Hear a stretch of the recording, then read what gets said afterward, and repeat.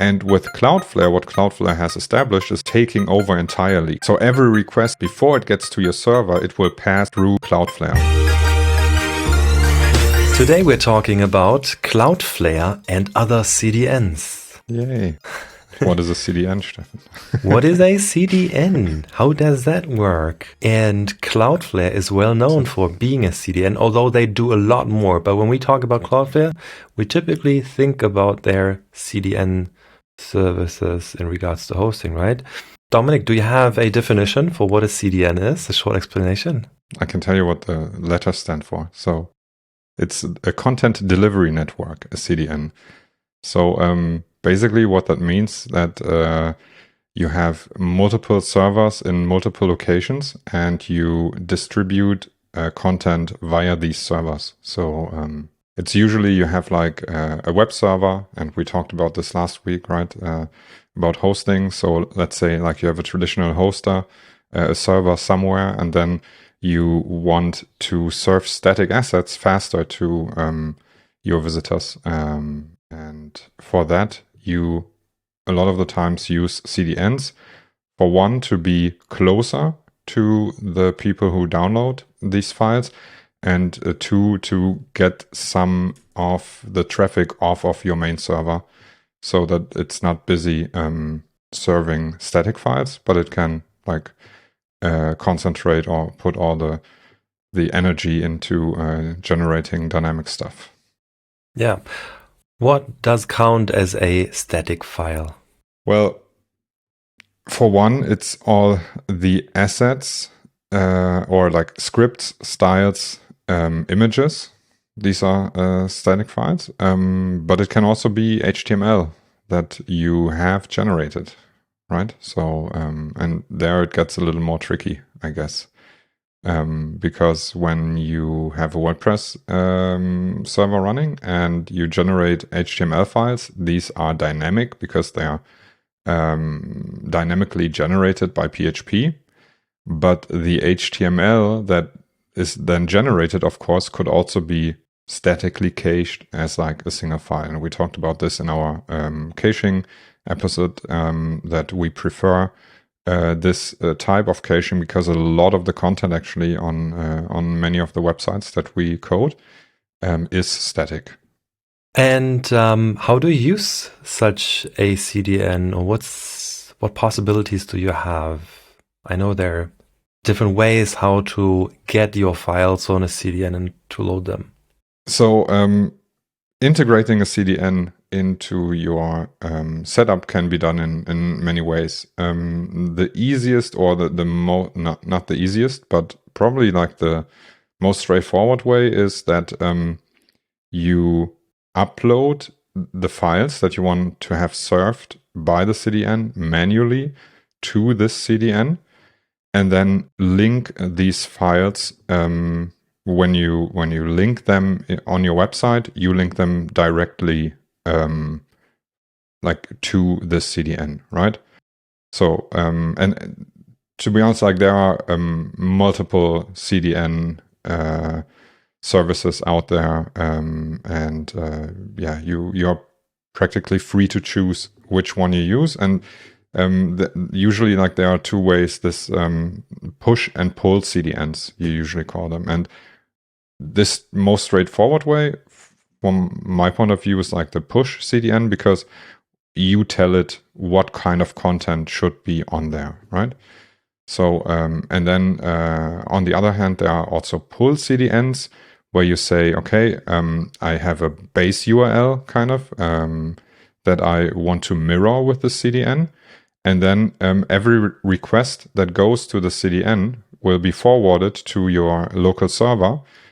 It will check if this file exists. If it exists, it downloads it first to the CDN, saves it there so that for later requests, those files can be sent immediately to the visitor, and then like serves this file to, or this request to the visitor. So yeah, these are like two different ways how to get data onto your CDN.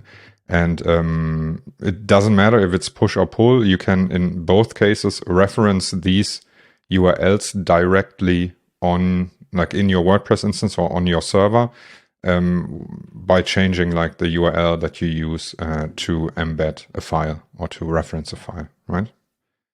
So this is like the more traditional way of how to use a CDN. What are the advantages or disadvantages of push versus pull? What do you prefer using for a WordPress website? Well, I always like to use the pull CDNs because there you don't need to like handle things like you basically you don't have to take care of any uploading to the CDN or whatsoever, right? And this is of course a great advantage. It makes life a lot easier. The big disadvantage is that you have to have the files on your server at all times, right? So you take up space on your own server, on your own infrastructure, which in the case of a push CDN, you would not necessarily have to do, because you could say, okay, once I upload a file, I will push it immediately to the CDN and then delete it from my local server. But usually file size or it's not such a big limitation. That only for like edge cases where you have like really hundreds of gigabytes or even terabytes of data, this might make a difference. So the pull CDN network, to your experience, is easier to set up. What about managing the push versus pull CDN approaches?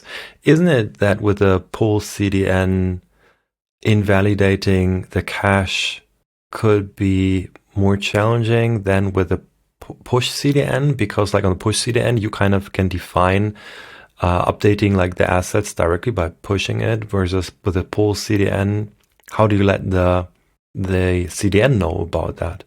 Actually, like I don't think that there's a big difference in like purging or invalidating data with either push or pull. In general, purging data is a topic that is a little difficult, right? And it's really a sophisticated technology that is behind it, because you only, like even also in a push CDN, you only have one server to push to, right?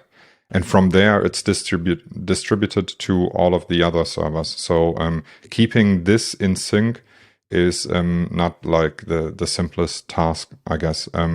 But in general, you have endpoints like URLs or API routes that you can call to invalidate or purge certain URLs, certain assets. And then it's, I think, even again easier with the pull CDN, because you just have to make sure that the new file that you want to serve is on your server, right?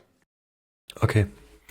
But like the CDN would then check if there's a newer file automatically on the server and update the CDN edge points, kind of, right? So because like the CDN, as you said, like it puts then your assets, like let's say an image, on multiple servers in multiple countries, multiple edges, so-called edges, right?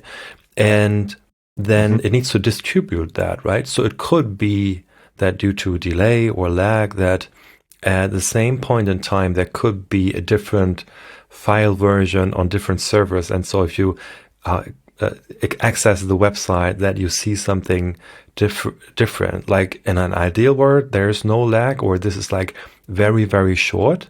But in practice, I feel, let's say like that we've experienced issues specifically with assets that were outdated and invalid on certain edge points. Is that true, or just my feeling? And how did that happen? How does that happen? What do you need to do? What can you do to prevent that? Yeah. Yes. As I said, it's quite complicated to purge a cache, like from a technical point of view, because there are so many edges involved, or such a like complex infrastructure. But for one thing, there should be a best practice, and this is also like where these best practices come into play.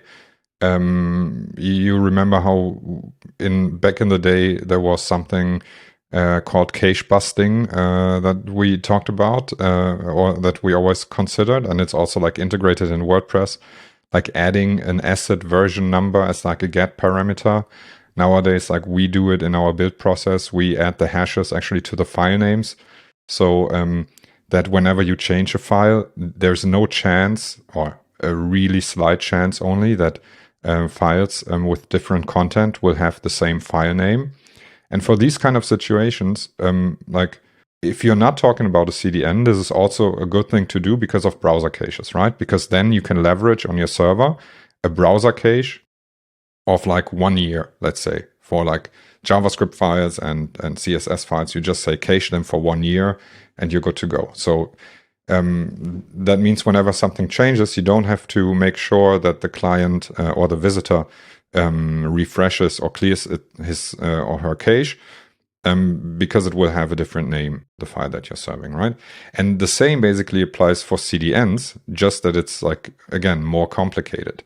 So that whenever a file name changes, like this file cannot be on any of the edges yet. So first you will check the server. It will download it to like a central repository kind of, and then the requests will come in and get it most likely from other edges or like a centralized server, or it will fetch it again from the server. And yes, it always depends on the CDN, how they handle the propagation of files, right? So when you have a pull CDN and each edge will pull through the local server, then of course it could be that there are some like inconsistent files. If you change a file actually without changing like a hash of this file, but you have the same file name with different content.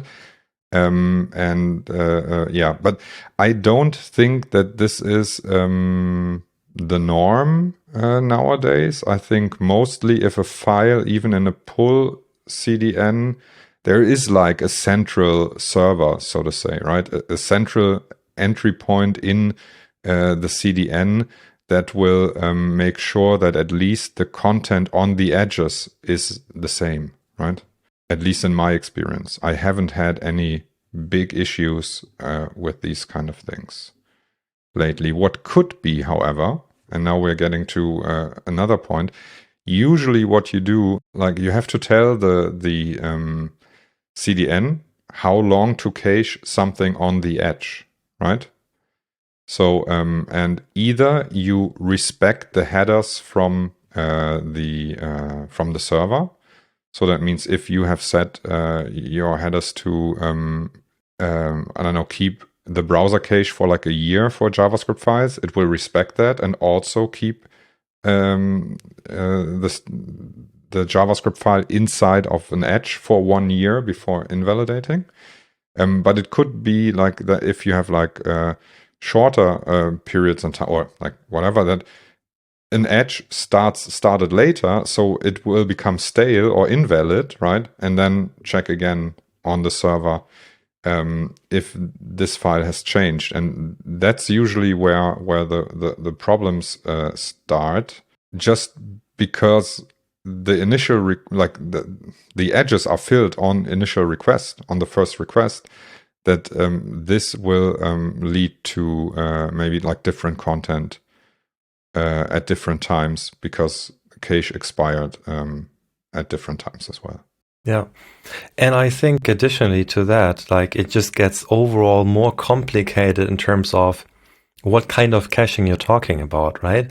These days, I think there are probably a lot of people, when you say cache, that people will think, oh yeah, sure, I know what that is, right? I need to go in my browser and clear the cache. Got it. And then it's like, with these options, it's like, no, this one word cache can live on so many levels. There is browser cache, sure, but then there is the server configuration, that cache. Then there is a cache maybe configured like in WordPress, like a static full full site cache or something like that. Then there could be a database cache. And then on top you have the CDN, which has its own cache controllers, could have its own cache headers. So whenever there's a problem with something loading differently, even though it shouldn't happen, but it might happen, it just gets much more complicated to find out where that happened. And then in the worst case, you have someone report that from within a company CDN where they have additionally caching layer and so on.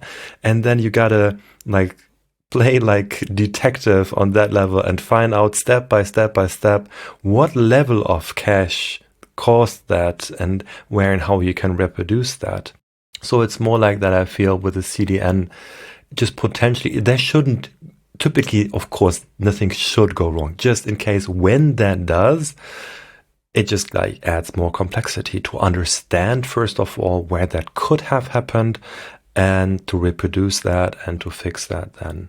You know what I just, what came to my mind? I think the reason that we haven't had these issues with like different versions on edges is actually because we usually cache our content indefinitely, and we purge it manually or automate it through WordPress, and that's why there cannot be like a different version. But other than that, I think what you mentioned is actually a valid issue, right? Still, because at some point the edge has to go to the server, has to make the request to the server, and cannot like keep everything in a centralized store. Yeah, but in the past, we also sometimes took over existing projects and also larger projects where things were maybe pre-configured, or maybe from like longer time ago. Isn't it also that we like sometimes use, like I think the caching images and JavaScript and CSS with like timestamps within the name or hashes, that's kind of the automatic purging and indefinite caching that works so well with that approach also. But when you have you cache your HTML page, like what gets delivered to the user, and serve that from a CDN, then I think it gets more complicated already, because there you don't have that hash, right? That's always the same file name, like, or it's like the same URL, and that could change dynamically on the server with that full site page caching, creating that HTML file that then gets loaded to a CDN. But what's actually the right strategy there? Like, isn't it that you shouldn't then have full site caching anyways, because the CDN takes care of that already? Yeah. Like you can definitely, like there's not really a reason well, there are reasons, but it's like the need is not so big, right? Because as we said, like each edge can potentially make a request to your server, right? So it's of course nicer if this page is cached on your local machine as well. But this is actually what I meant, that even on with HTML sites that we cache statically, that of course where the URLs don't change, we cache them indefinitely usually, or a year, let's say. And then just when we know that something has changed, we will purge this specific URL. And thus there is no way of getting into this different content on different edges. Only if the purging doesn't work correctly. Yeah, great. So CDNs are great. Use them. Is that the message? Yeah. Well, yeah. And so far we've only talked about like traditional CDNs, right? And we also had Cloudflare in our topic. And I just want to talk a little bit about what's special about Cloudflare, because so far with these traditional CDNs, you make a request to the server, get the HTML from the server, like your hosting server, whatever, and then you decide which assets should be loaded from the CDN and which should be loaded from your local server, right? Through a different URL. And with Cloudflare, what Cloudflare has established is like taking over entirely, kind of. It's not only a CDN, it's also like you have to let them take over your DNS. So every request that comes to your website, before it gets to your server, it will pass through Cloudflare, right? And then Cloudflare decides, should that go to the server, or should we serve assets from the CDN, or should we do something else? And this is super nice because it doesn't require like almost any config, like even less config or change to your WordPress installation than with a pull CDN. It also gives you like a DDoS protection, or like protection from like really high traffic attacks. And Cloudflare also offers a lot of other services on top of that, right? So like image optimization, other like asset optimizations, because they can do everything they want like in front of your server, kind of. Yeah, and I think that's super great. Like it's just this extra level in front of your website, and where you can do so much stuff. You can like even like it can like change the website code, right? It can like even inspect that, read that, and make changes to the code. Like it actually has to do that in some kind of sense. In the best case scenario, I don't like that too much, because in the best case scenario, the code is just like exactly the same as on your website. It makes it easier to understand where the issues are, and to debug things whenever things go haywire. But I really like the security aspect. Wasn't it that Cloudflare specifically helped us a lot when we had this DDoS attack on a website? Yes, totally. Like, I mean, DDoS attacks get more and more common, right? And if you have your server behind Cloudflare, and also if you don't like populate your IP address anywhere, there's no way of the attacker getting your real IP address, and Cloudflare will actually block all of the traffic, or at least most of the traffic.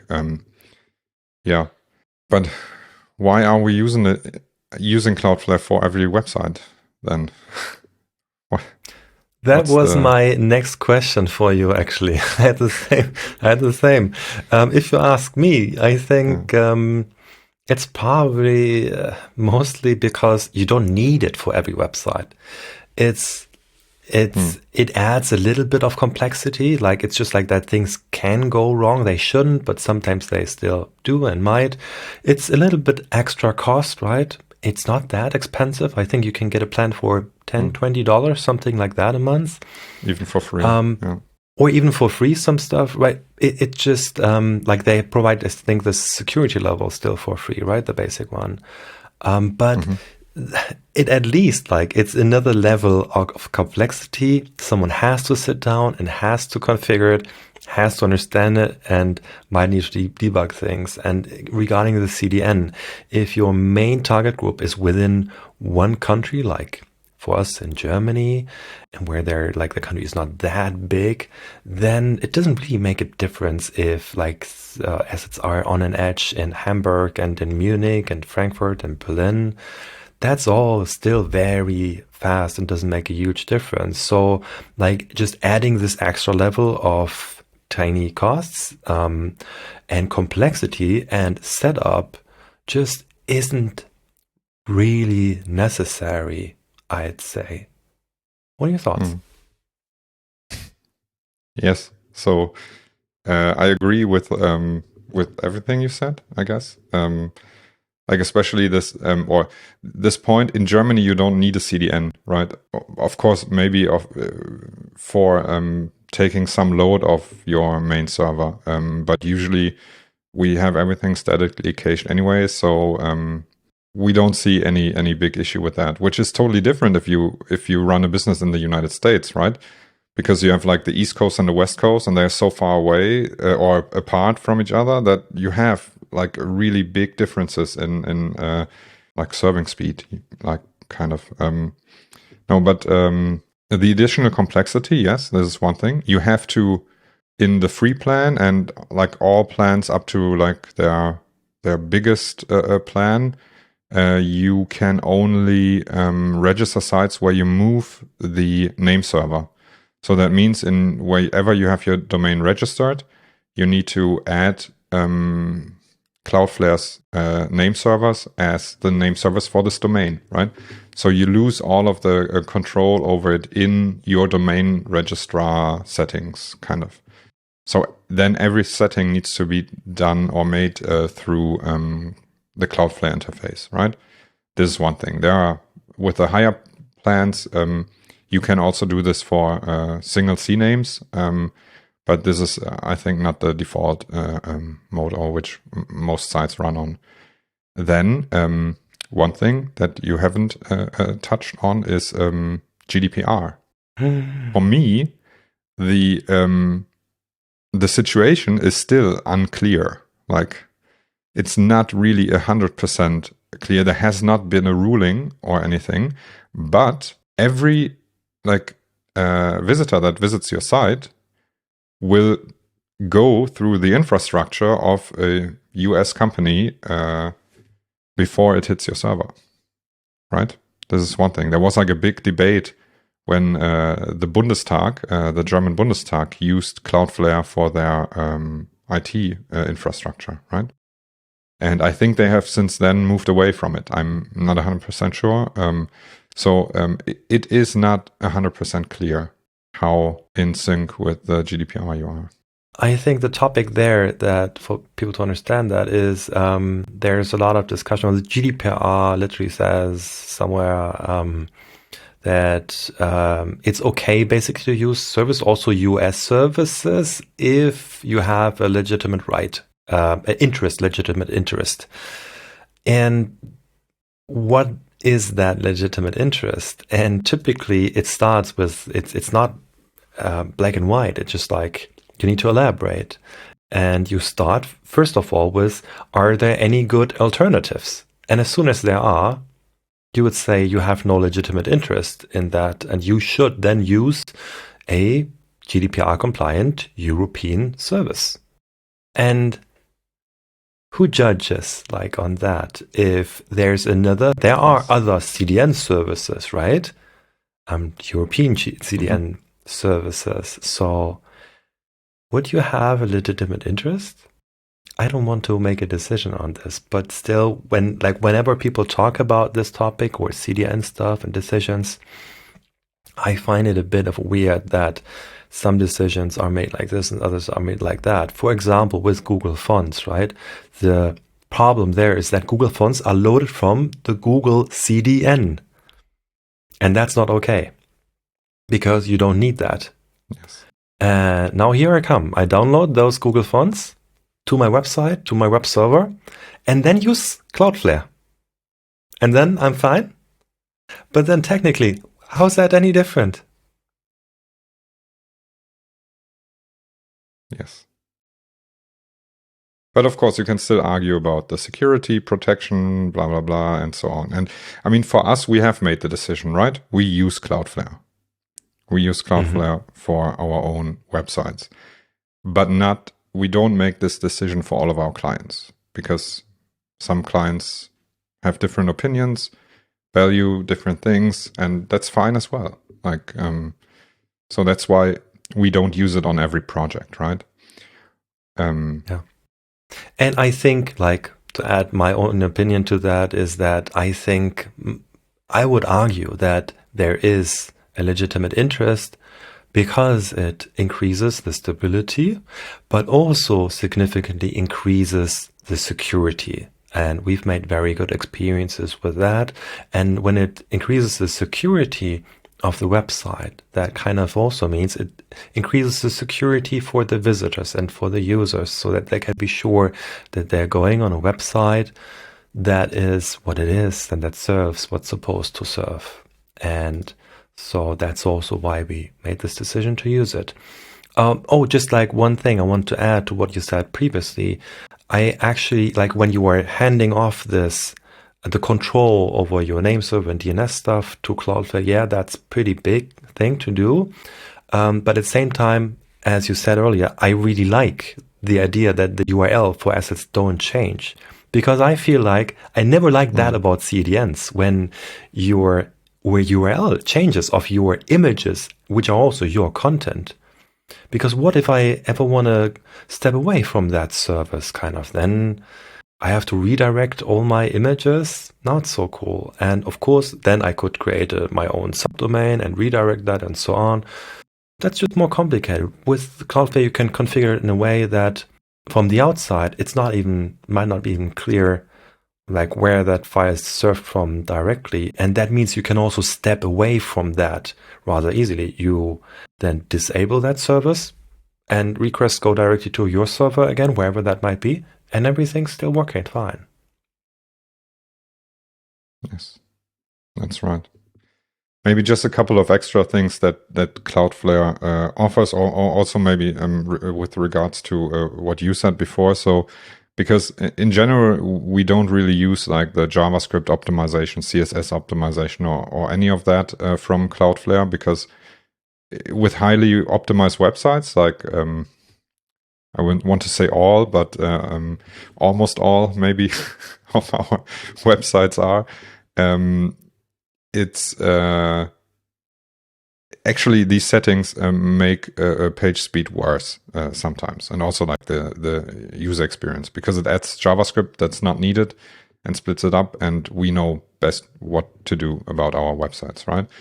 So that's one thing. Also, the image optimization, that is, they have a feature which is not included in the free plan, but in like the small paid plan, Polish. This serves optimized images and also like WebP images without you having to change anything. But I have also made the experience that this doesn't really work that well, because sometimes, like, first the images need to be generated on every edge, kind of. Then you don't have any control over any settings, like what kind of quality settings. You can either pick lossless or lossy. And that's kind of it. And sometimes Google will complain about the image size. And if you look like in the request that comes back from or the response that comes back from Cloudflare, it would say the WebP image would have a higher file size than the JPEG. So we're not going to convert this, right? So there's a lot of magic going on, and you cannot really control that. So it's better to, like, from our point of view, to optimize the images yourself and also serve WebP yourself if you can. Yes. Yeah. And then the web application firewall is another part that's not part of the free plan. This, in addition to the DDoS protection, actually gives you quite like a good tool to secure your website even more. You know what? I just went to their website, and there they're saying that their free plan also has a web application firewall. And I was almost questioning, why do we have a pro plan? Are you sure that's configurable? Or maybe they changed it? Maybe you have only 3 rules or something that you can add. I don't know. I have no idea. No, it only says like that. It says that additionally, it in terms of it says like bot mitigation. There, the free plan can protect you from simple bot networks or bots, and the pro plan can protect you from more advanced bots, and then the business plan from sophisticated bots. And enterprise all bots, whatever that means beyond that point. But I assume there are more options, and there is just like more sophisticated protection.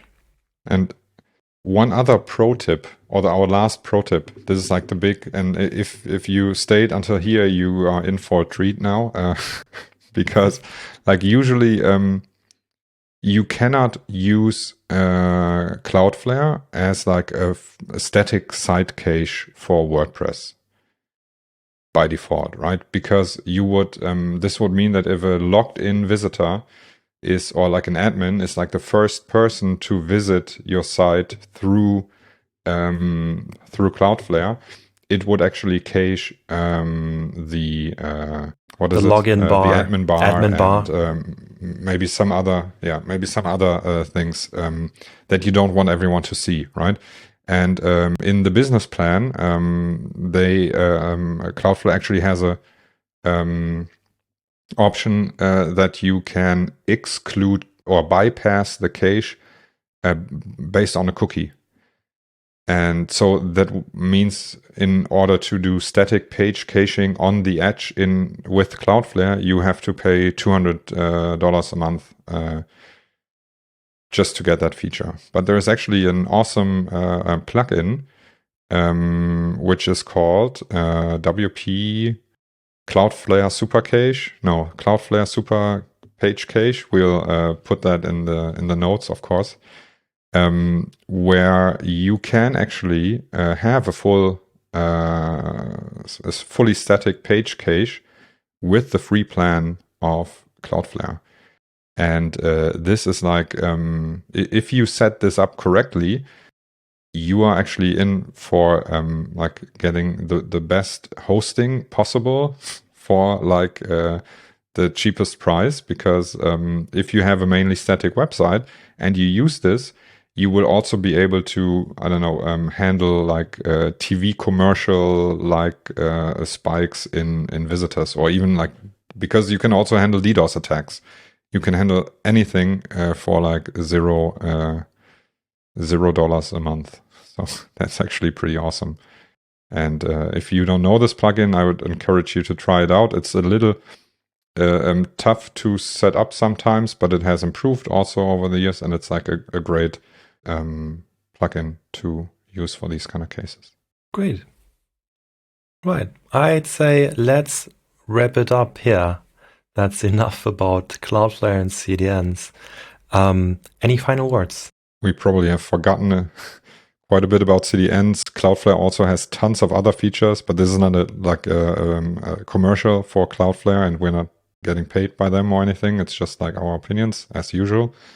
So yeah, check it out. Use CDNs if you can and want, and have fun with them. Good.